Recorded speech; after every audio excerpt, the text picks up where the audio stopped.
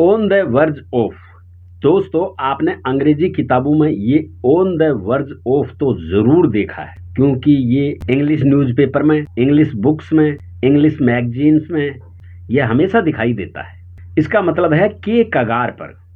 इसका स्ट्रक्चर बनेगा, सबसे पहले सब्जेक्ट आएगा, सब्जेक्ट के बाद में अगर प्रेजेंट टेंस है सब्जेक्ट के अनुसार इज आर एम आएगा, अगर पास्ट टेंस है सब्जेक्ट के अनुसार वॉज वर आएगा।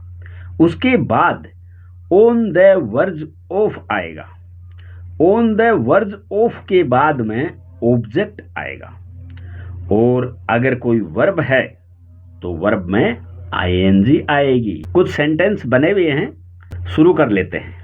नमस्कार, मैं हूं बलदेव सैनी और आप देख रहे हैं अंग्रेजी सिखाने वाला आप ही का अपना चैनल तोंदवाल एकेडमी। हमारा सबसे पहला सेंटेंस है, our country is on the verge of success. क्या मतलब है इसका? आवर कंट्री, हमारा देश, इज है, ऑन द वर्ज ऑफ, के कगार पर। किसके कगार पर है हमारा देश? सक्सेस, सफलता के कगार पर। सफलता के कगार पर हमारा देश है, हमारा देश सफलता के कगार पर है। Number 2, you are on the verge of becoming a businessman. क्या मतलब है इसका? यू, तुम, आर हो, ऑन द वर्ज ऑफ, के कगार पर। क्या बनने की कगार पर हो? एक बिजनेसमैन बनने की कगार पर हो।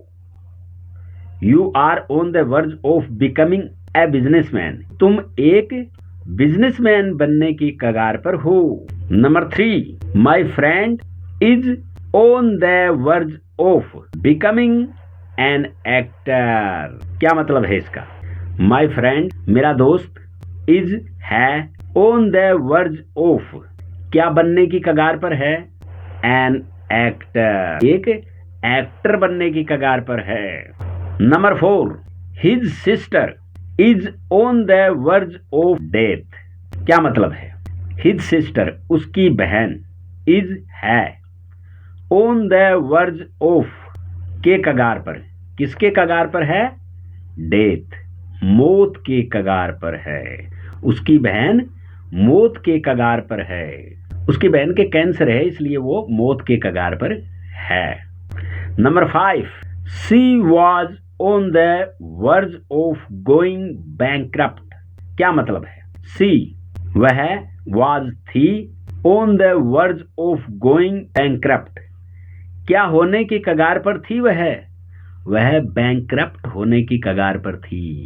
Number 6, the people of this village, इस गांव के लोग, वर, थे, on the verge of poverty, किसके कगार पर थे इस गांव के लोग? पॉवर्टी का मतलब है गरीबी, गरीबी के कगार पर थे इस गांव के लोग। Number 7, our neighbouring country. Our neighbouring country का क्या मतलब है? हमारा पड़ोसी देश। नेबरिंग का मतलब है पड़ोसी, कंट्री का मतलब देश। हमारा पड़ोसी देश, इज है, ऑन द वर्ज ऑफ रुइनेशन, किसके कगार पर है हमारा पड़ोसी देश? रुइनेशन का मतलब है बर्बादी, विनाश, विनाश के कगार पर है, बर्बादी के कगार पर है। कौन है? हमारा पड़ोसी देश। हमारा पड़ोसी देश बर्बादी के कगार पर है। Number 8, this building is on the verge of destroying. क्या मतलब है? दिस बिल्डिंग, ये बिल्डिंग, इज है, ऑन द वर्ज ऑफ, किसके कगार पर है ये बिल्डिंग? नष्ट होने के कगार पर है, विनाश होने के कगार पर है। Number 9, Salman is on the verge of getting married now.